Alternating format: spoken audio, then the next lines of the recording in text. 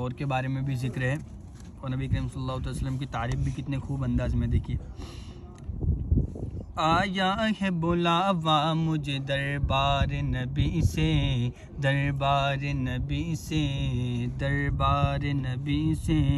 شکر خدا کہ آج گھڑی اس سفر کی ہے، شکر خدا کہ آج گھڑی اس سفر کی ہے، جس پر نثار جان فلاح و ظفر کی ہے. آیا ہے بلاوا مجھے دربار نبی سے، دربار نبی سے، دربار نبی سے.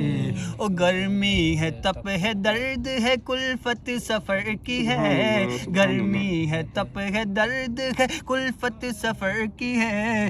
ناشکر یہ تو دیکھ عظیمت کی در کی ہے.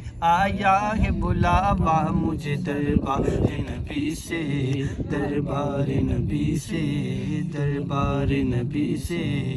اور مدینہ شریف کی ایک ندی تھی جس کا نام زرقہ تھا، تو اس کو سید سرکار اعلیٰ حضرت کہتے ہیں کہ یہ آب حیات، اس کے آگے کچھ بھی نہیں جو مدینہ کی ندی کے پانی کا حال ہے.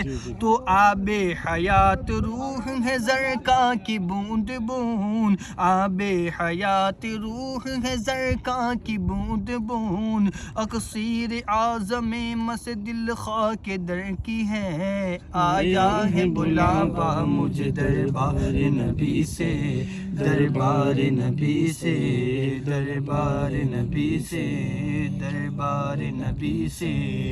اور وہ حدیث مبارکہ منظار قبری وجبت لہو شفاعتی، اس کا دیکھیے اس کے اندر کس طریقے سے ذکر ہے. منظار تربتی وجبت لہو شفاعتی، منظار تربتی وجبت لہو شفاعتی. ان پر درود جن سے یہ نوعید ان بشر کی ہے. آیا ہے بلاوا مجھے دربار نبی سے، دربار نبی سے، دربار نبی سے. اور ماہ مدینہ اپنی تجلی عطا کرے، ماہ مدینہ اپنی تجلی عطا کرے، ماہ مدینہ اپنی تجلی عطا کرے. یہ ڈھلتی چاندنی تو پہر دوپہر کی ہے. آیا ہے بلاوا مجھے دربار نبی سے، دربار نبی سے، دربار نبی سے. اور ان کے طفیل حج بھی خدا نے کرا دیے، ان کے طفیل حج بھی خدا نے کرا دیے. اصل مراد حاضری اس پاک در کی ہے. آیا ہے بلاوا مجھے دربار نبی سے، دربار نبی سے، دربار نبی سے. اور کعبہ کیا ہے؟ کعبہ حضور سید سرکار علیہ فرماتے ہیں کہ ان کی تجلی کا ایک ذل، ایک پرچھایا ہے کعبہ. تو دیکھیں کعبہ بھی ہے انہی کی تجلی کا ایک ذل، کعبہ بھی ہے انہی کی تجلی کا ایک ذل.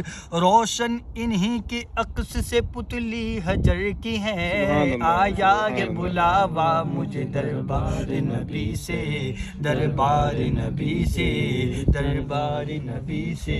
اور یہ دیکھو آپ دیکھ رہے ہیں ادھر یہ میدان مصطلفہ، عرفات اور یہ ساری ٹینٹ وغیرہ وہاں لگتے ہیں، لیکن یہ ساری چیزیں بھی حضور صلی سرکار فرماتے کہ نبی کریم صلی اللہ علیہ وسلم نہ ہوتے تو نہ مینا ہوتا، نہ مصطلفہ، نہ عرفات، نہ میدان حشر، نہ ہم، نہ آدم، نہ کچھ بھی. تو یہ کہتے ہیں ہوتے کہاں خلیل و بنا کعبہ و مینا، ہوتے کہاں خلیل و بنا کعبہ و مینا. لولاک والے صاحب سب تیرے در کی ہے. آیا ہے بلاوا مجھے دربار نبی سے، دربار نبی سے، دربار نبی سے.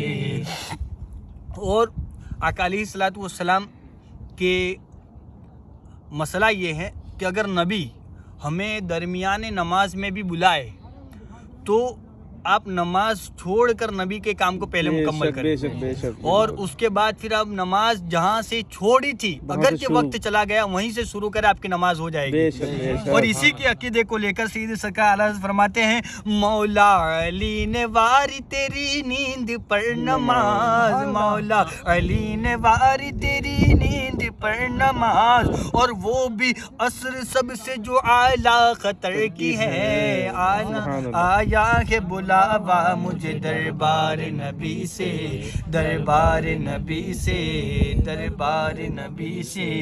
اور دیکھیں نماز عصر یہ قرآن شریف کے اندر اسے صلاۃ الوسطیٰ کہا گیا، اور یہ کہا گیا کہ یہ سب سے افضل نماز ہے، 5 وقت کی نمازوں میں سب سے افضل جو نماز ہے یہ نماز عصر ہے۔ لیکن پھر بھی حضرت مرتضیٰ علی نے اس نماز کو جانے دیا، اور نبی کے نیند میں خلل نہ آئے اس لیے نماز نہ پڑھی اور نبی کو سونے دیا۔ اور اس کا یہ کرشمہ ہوا کہ انہوں نے یہ کہا کہ ہاں تو نے ان کو جان انہیں پھیر دی نماز، ہاں تو نے ان کو جان انہیں پھیر دی نماز، پر وہ تو کر چکے تھے جو کرنی بشر کی ہے، آیا ہے بلاوا مجھے دربار نبی سے، دربار نبی سے۔ تو نبی کریم صلی اللہ علیہ وسلم نے سورج پھیر دیا۔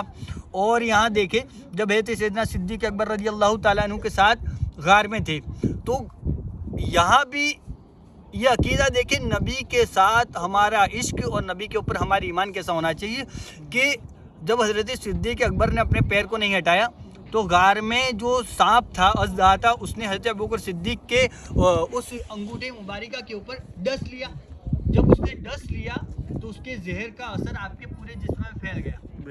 تو اس کے نقصان تو یہ تھا کہ سانپ کے ڈسنے سے جان کی حفاظت، یہ دیکھیں شریعت مطہرہ کہتی ہے اگر جان کی حفاظت کے لیے آپ ریگستان میں ہیں اور شراب ہی ہے صرف پینے کے لیے، یا کھانے کے لیے خنزیر کا یعنی سور کا ہی گوشت ہے، تب ان صورت میں یہ ساری چیزیں کھا کر بھی آپ جان بچائیں گے۔ جان اتنا فرض اتنا اہم فریضہ ہے، لیکن سیدنا صدیق اکبر نے اتنی فرض جان کو بھی سرکار کے اوپر نچھاور کر دیا، اور یہ کہا کہ سرکار کے لیے جان بھی چلی جائے تو جائے لیکن سرکار کی نیند میں خلل نہیں آنا چاہیے۔ تو اسی کو سید سرکار یوں لکھتے ہیں کہ صدیق بلکہ غار میں جا ان پہ دے چکے، صدیق بلکہ غار میں جا ان پہ دے چکے، اور حفظ جا تو جان فروز غرر کی ہے، آیا ہے بلاوا مجھے دربار نبی سے، دربار نبی سے۔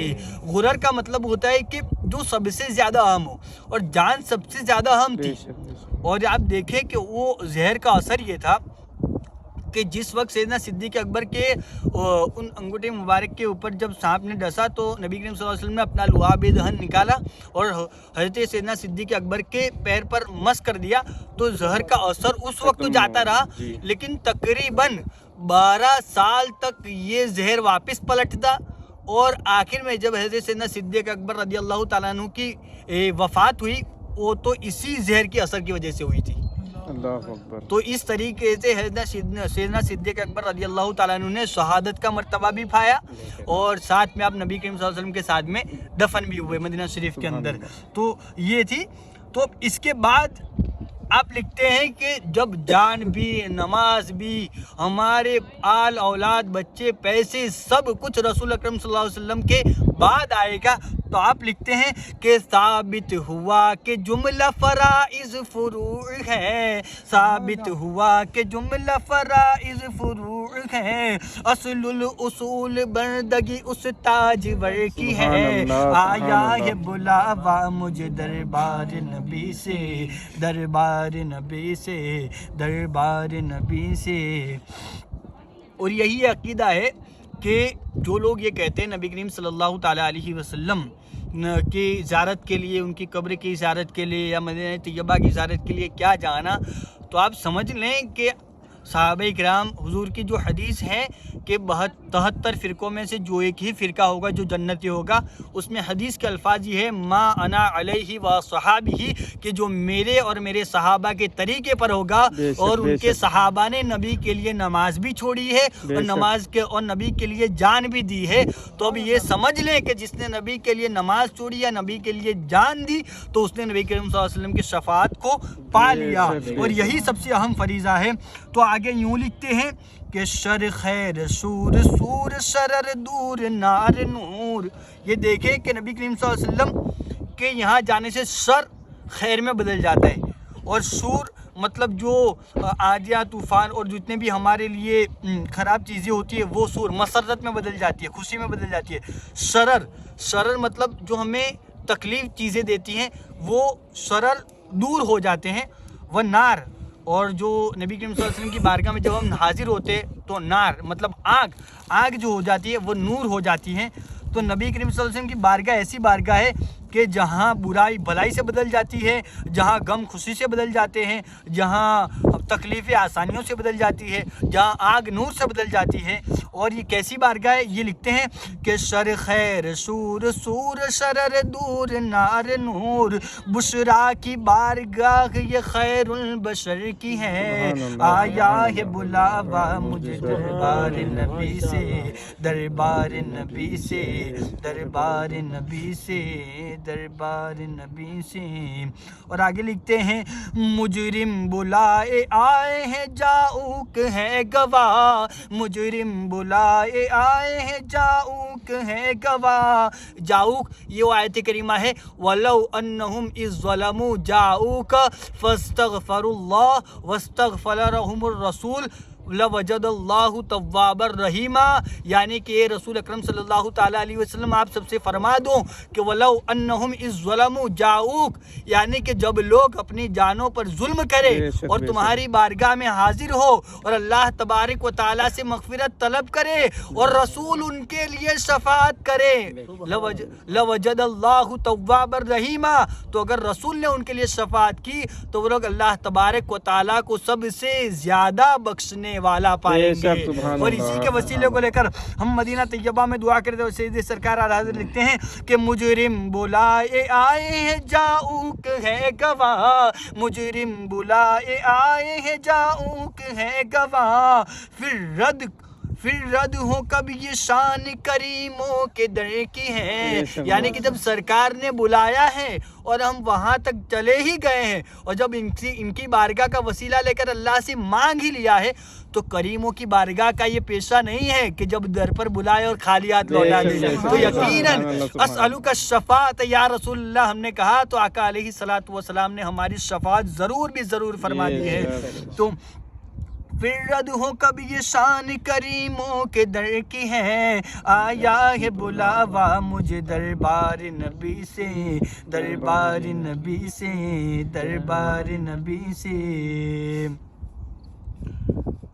اور دیکھیں نبی کے واسطے کے بنا اللہ کچھ عطا کرے یہ کبھی ممکن نہیں ہے، کبھی بھی ممکن نہیں. اس کو یوں لکھتے سید سرکار اعلیٰ بے ان کے واسطہ کہ خدا کچھ عطا کریں، بے ان کے واسطے کہ خدا کچھ عطا کریں. ہاشا غلط یہ حوث بے بسر کی ہے، آیا ہے بلاوا مجھے دربار نبی سے، دربار نبی سے، دربار نبی سے، دربار نبی سے. اور آخر میں یوں لکھتے ہیں